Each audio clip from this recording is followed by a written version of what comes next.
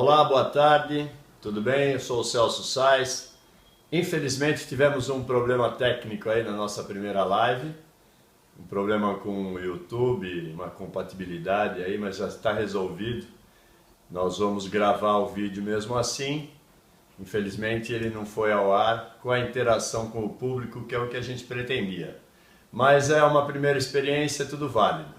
O assunto que a gente trouxe é muito interessante, fizemos aí uma pesquisa, encontramos números muito interessantes e nós vamos falar sobre as cidades inteligentes e seguras, sobre os provedores, sobre o FTTX de uma forma geral, as redes ópticas passivas e os projetos para tudo isso, essa revolução que está acontecendo e os números vão provar.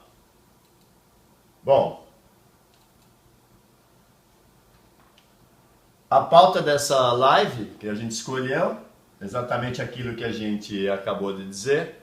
A gente gostaria que essa live fosse vista por pessoas do governo, por profissionais da área e por todo mundo que tem interesse em melhoria de vida, em progresso do nosso país e da nossa sociedade. Bom, eu fiz algumas pesquisas e eu gosto de trazer alguns dados que não necessariamente têm que ser atuais, porque são projeções e a gente pode entender como está o panorama hoje, olhando esses dados. Aqui eu achei um dado interessante sobre o FTTH, a conferência FTTH Latam, foi realizada em Buenos Aires em 2017. E eu peguei aqui tem um comparativo de todos os países aqui da América, e eu peguei só o Brasil.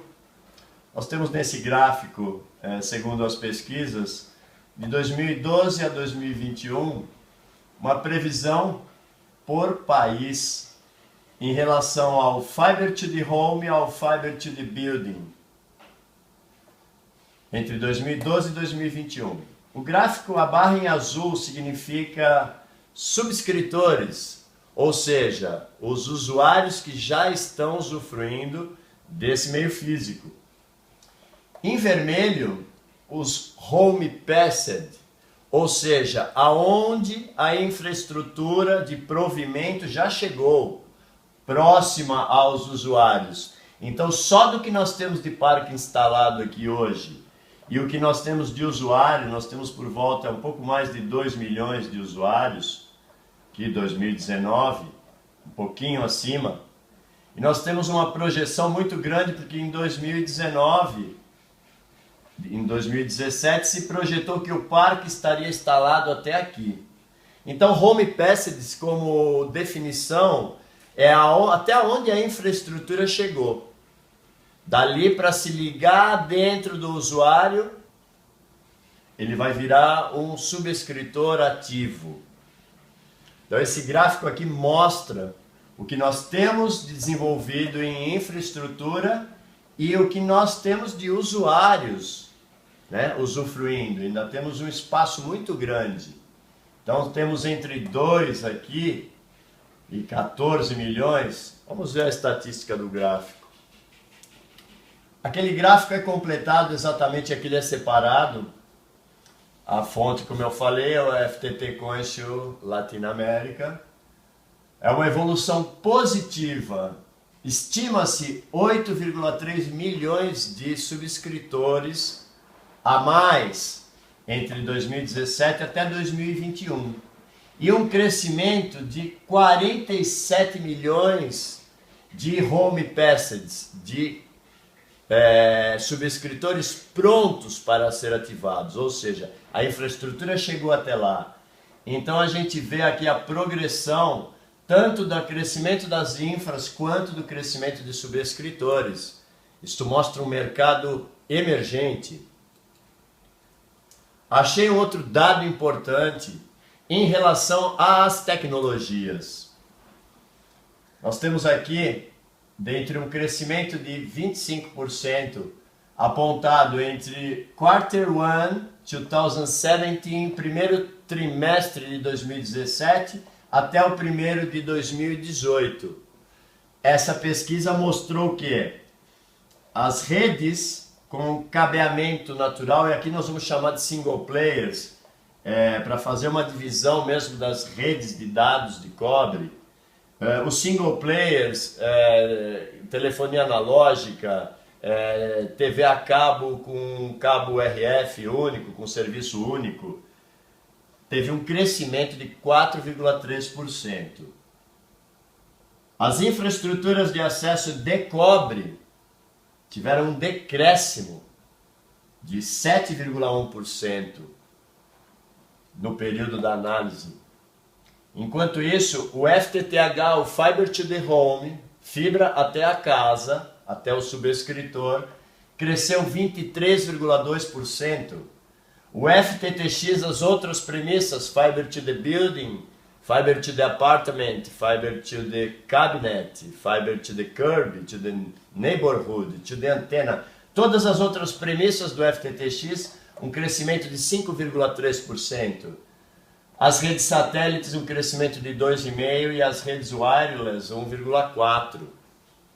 Aqui mostra uma tendência muito forte da fibra ótica sobre os cabos de cobre.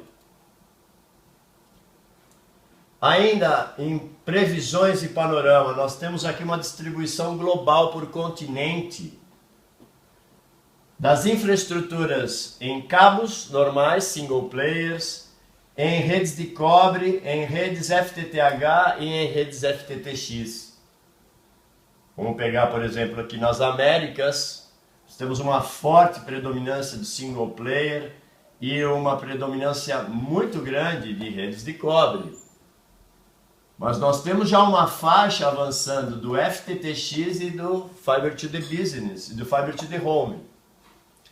Se a gente comparar com a Ásia, China, Tailândia, Japão, o bloco asiático, há muitos anos a principal malha de infraestrutura de comunicação e triple play da Ásia já é em cima de redes ópticas passivas. Olha a diferença aqui de redes de acesso FTTH para as outras na Ásia. Então, se a gente comparar aqui e está percebendo que há uma tendência que as redes de cobre e os single players deixem, percam espaço, nós vamos entender que o FTTX e o FTTH têm um crescimento muito grande nas Américas. O panorama mundial aqui, essa fonte já é o FTTH Council Europa, o comitê mais antigo do FTTH. Nós temos aqui todos os países europeus e aqui numa escala de crescimento, enquanto está dividido as redes. O azul neste gráfico representa o Fiber to the Home subscribers, subscritores de FTTH, e o vermelho, subscritores de Fiber to the Building, apartamentos, infraestruturas de usuários finais, serviços de triple play. Se a gente perceber a Espanha, por exemplo, 33,9% de crescimento aqui, olha, esse dado é de janeiro de 2017.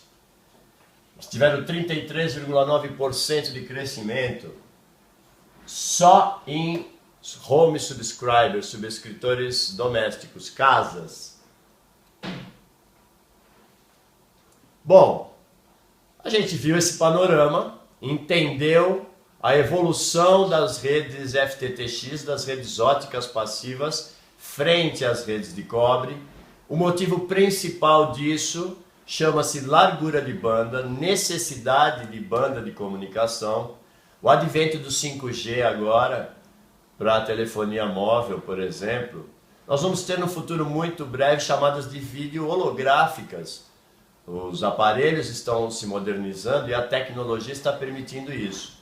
Do ponto de vista das redes de acesso fixas, é nítido que a fibra está avançando o seu terreno. Um outro detalhe que também compõe esse cenário, o método produtivo do cabo de cobre, todo o seu processo produtivo, ele tem um grau de ecologia, de ecologicamente ou sustentabilidade muito menor do que um processo produtivo da fibra.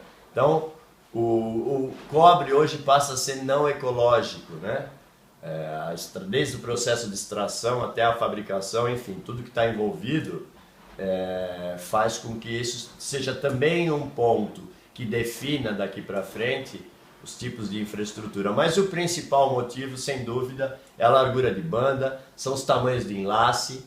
Uma estrutura ótica passiva, nós temos do fornecedor do sinal até o subscritor, pelo menos 20 quilômetros. A gente fala em redes já hoje de 100 até 400 GB, né? São várias metodologias e técnicas que estão sendo utilizadas para que a gente atinja isso.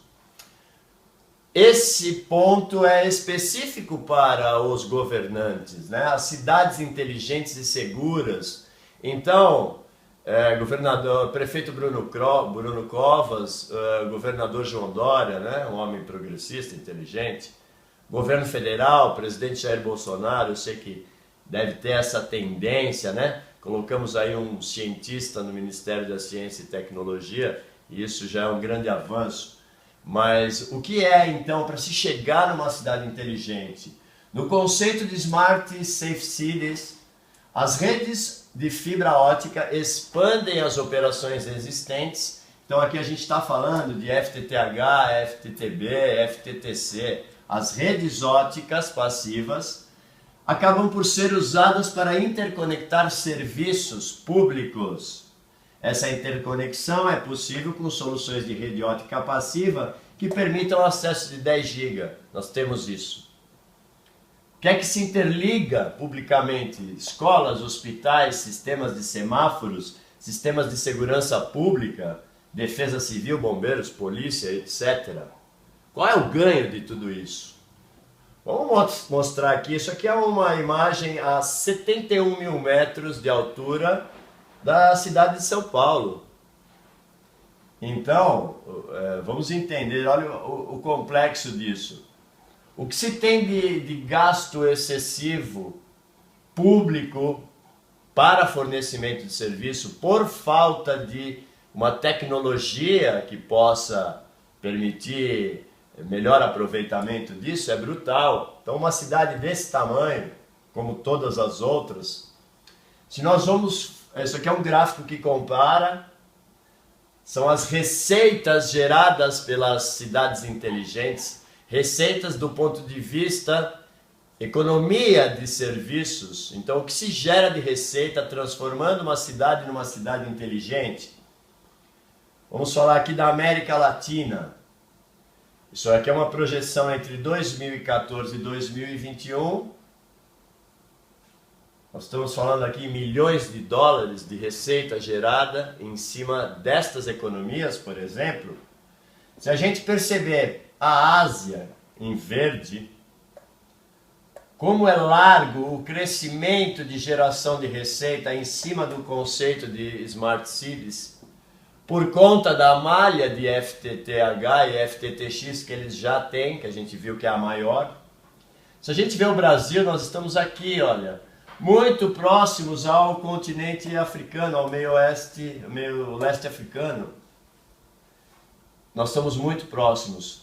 Então, se a gente entender que essas economias podem chegar aí perto da casa dos 30 milhões, a gente já está vendo isto, nós temos um espaço muito grande para transformar nossas cidades em inteligentes cada vez mais, para que esse gráfico avance. Qual é o escopo, qual é a abrangência de uma cidade inteligente? É óbvio que os governantes todos sabem, mas a gente está frisando isso porque este vídeo é para todos. Uma cidade inteligente conta com gestão da mobilidade urbana inteligente, controle de tráfego inteligente, estacionamentos inteligentes, iluminação pública eficiente. Nós temos em vários municípios carência de iluminação pública, ainda muitos locais com lâmpadas com tecnologia ultrapassada, gestão de crises, prevenção de desastres e detecção, sensoriamento, saúde pública, educação, transporte e serviços de segurança. Eu separei um item aqui, que é a questão onde se alcança receita economizando no setor elétrico da cidade, dos municípios. Em questão de energia elétrica, com uma rede ótica passiva e serviços interligados inteligentemente, medições para gestão e distribuição mais eficientes, medição inteligente do consumo, automação da distribuição, microgeração, isso é muitíssimo importante, gestão distribuída de energia renovável, eólica e solar. Não há mais hoje em dia como qualquer um de nós construir um imóvel ou uma construtora desenvolver um empreendimento, um condomínio ou uma empresa, seja lá quem for, se vai construir uma estrutura nova, hoje em dia não temos mais como deixar de abordar a questão reciclável, sustentabilidade, aproveitamento de águas de chuva, serviço de coleta das águas das calhas, água de reuso, irrigação de jardins, lavagem de pisos, calçadas,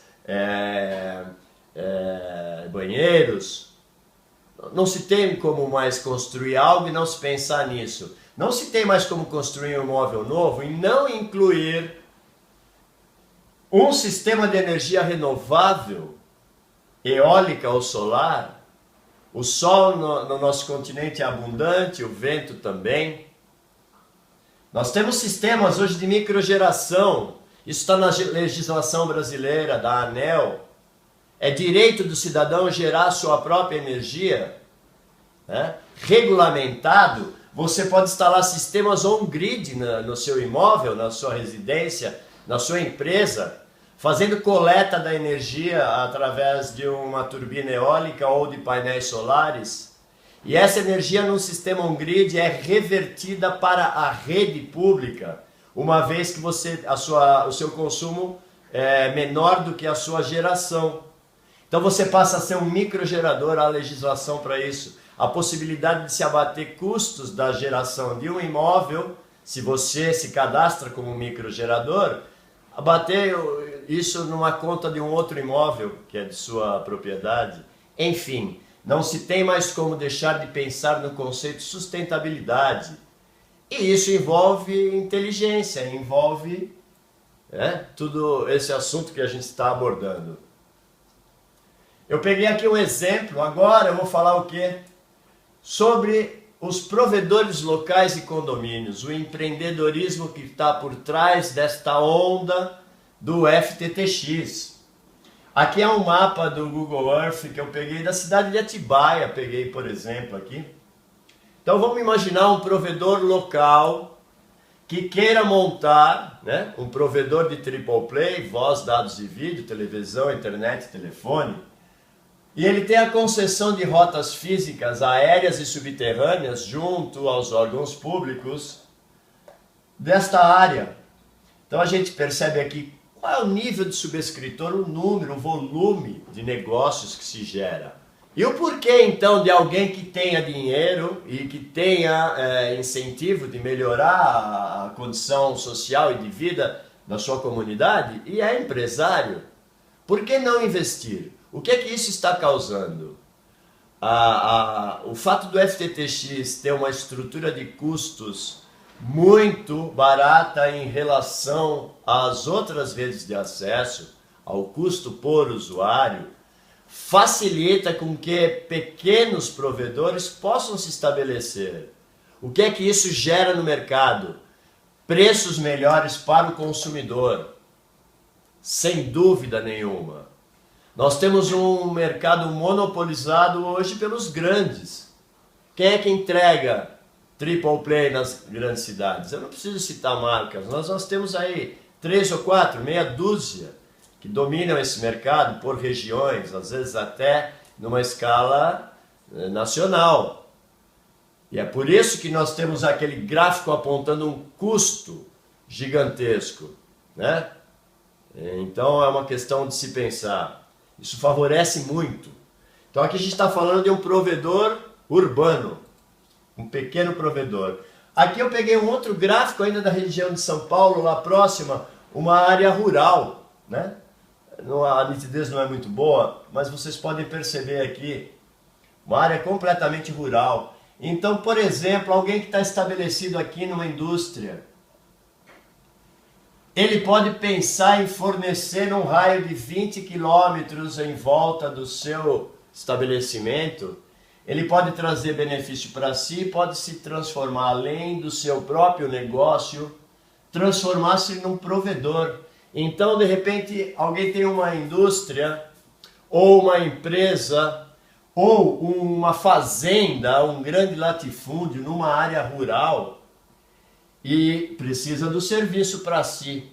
Por que não fazer um investimento e se tornar, além do seu agronegócio ou do seu negócio específico, você pode se tornar um provedor também de sinal disso.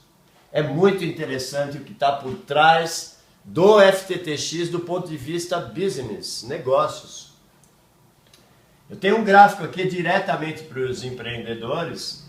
Olha a estrutura de custos do Brasil em relação aos preços de tarifa para se chegar com cabo de fibra até uma residência. E aqui é a penetração de fibras, de broadband, de bandas de fibra, até 100 mil habitantes. Então o gráfico, a barra vermelha é o custo. No Brasil nós temos um custo de quase 120 dólares ou 120, pode pôr a sua moeda, estamos falando aqui em dólar, 120 dólares para um provedor chegar com um ponto de acesso até o subscritor. Olha a penetração que nós temos hoje, é em virtude desse custo. Então imaginem que a competição, provedores locais, estruturas de custo mais baratas, podem favorecer a queda desses preços por usuário e, consequentemente, inclusão social, senhores governantes.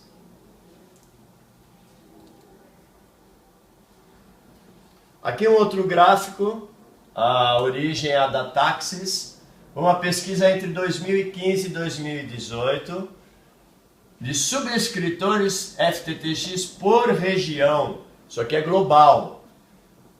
Nós tivemos um total de subscrições, tanto Fiber to the Home quanto Fiber to the Building, incrementados em 88% ao redor do mundo. Então nós tivemos um acréscimo de 88% de alavancagem nesse mercado de FTTX.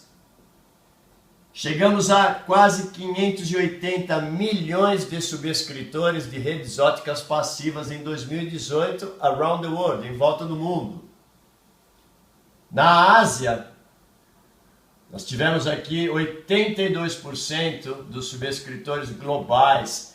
82% do crescimento desses subscritores foi na Ásia. A porcentagem de progressão é maior na África e nas Américas Latina e do Sul. 354% de aumento de FTTX na África. E eu sou prova disso, porque em 2006, eu vivi lá 4 anos implantando um grande projeto para um condomínio, e não era nem um provedor. Um condomínio muito grande, 500 casas quase, prédios administrativos, escola, uma mini cidade. A gente percebe o crescimento nas Américas. Vamos perceber aqui o gráfico em azul, 2018, contra 8%, nós tivemos 6,5% só em 2018, segundo esta pesquisa, de crescimento. O total, desde 2015, foi 226% de aumento de negócios e número de subscritores em redes óticas passivas nas Américas. E o Brasil tem grande parcela disto. Bom, projetando tudo isso, a gente falou do panorama atual, do desenvolvimento da tecnologia, nós falamos das oportunidades de negócios, nós falamos das cidades inteligentes que se baseiam nesse tipo de infraestrutura, e nós convocamos os empresários, os empreendedores, você que tem dinheiro, que vai investir, quer investir, convocamos vocês a entrarem para esse mercado. Como é que se faz tudo isso? O FTTX clássico racionalizou em 3 engenharias todo este mundo de redes óticas passivas do FTTX, ok? Então, nós criamos aqui projetos de engenharia de rotas, de engenharia ótica e dos equipamentos para fornecer os serviços. E, além disso, uma formação de expert para que conheça todas estas engenharias. O que acontece? O critério de desenvolvimento do FTTX clássico é muito apurado. O curso de introdução já está no ar, veiculado. Estamos prontos para entregar já o de engenharia de rotas e o de engenharia ótica já está em produção.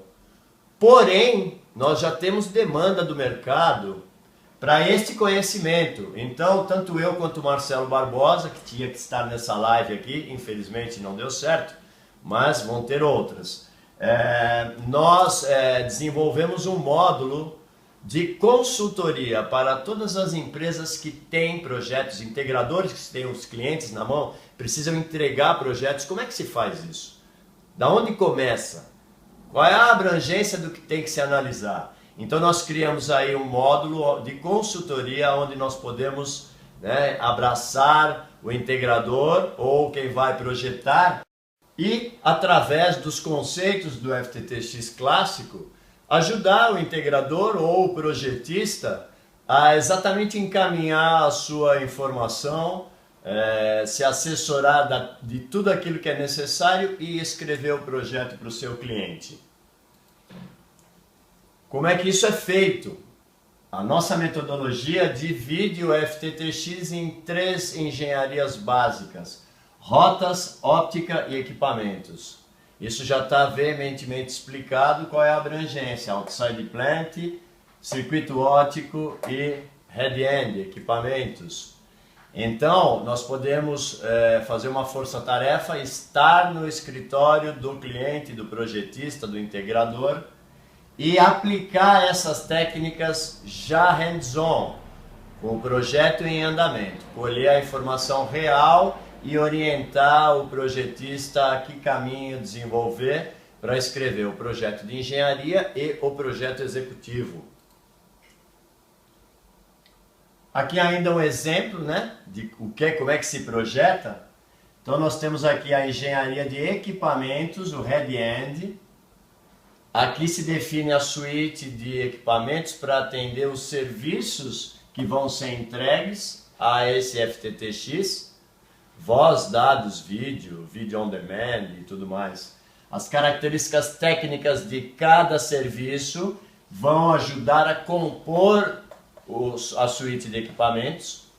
Um exemplo, se eu não tiver um provedor que me entregue um CATV puro, um canal pronto para se assistir, eu tenho que ter, de repente, antenas de polarização vertical e horizontal, captar o canal e construí-lo dentro do head-end. Então, minha suíte vai envolver encoders e decoders e por aí afora. A parte de outside plant é onde o FTTX clássico detém um método de redundância no mesmo cabo, é muito interessante. E a parte ótica é todos os equipamentos que interligam o circuito óptico até chegar nas ONTs, nas ONUs, no subscritor. Bom, eu, Celso Sais, no LinkedIn, o Marcelo também muito conhecido, anos de treinamento em várias tecnologias. Aqui os nossos profiles, nossos perfis para que vocês possam analisar. E se quiserem saber um pouco mais sobre o FTTX clássico e o que é tudo isso, um simples search no Google FTTX clássico e aí nós estamos presentes em todas as mídias, no Instagram, no Facebook, no LinkedIn, os websites, a plataforma EAD no Oráculo, o Twitter, nós estamos em todas as mídias. A minha empresa Sirius Tecnologia, a empresa do Marcelo Barbosa Clarity Treinamentos e sem esquecer o nosso apoio aqui, Anderson Carvalho, da plataforma de ensino à distância. Mais uma vez a gente pede desculpas pelos problemas técnicos da primeira live, mas aguardamos vocês para as próximas. Muito obrigado.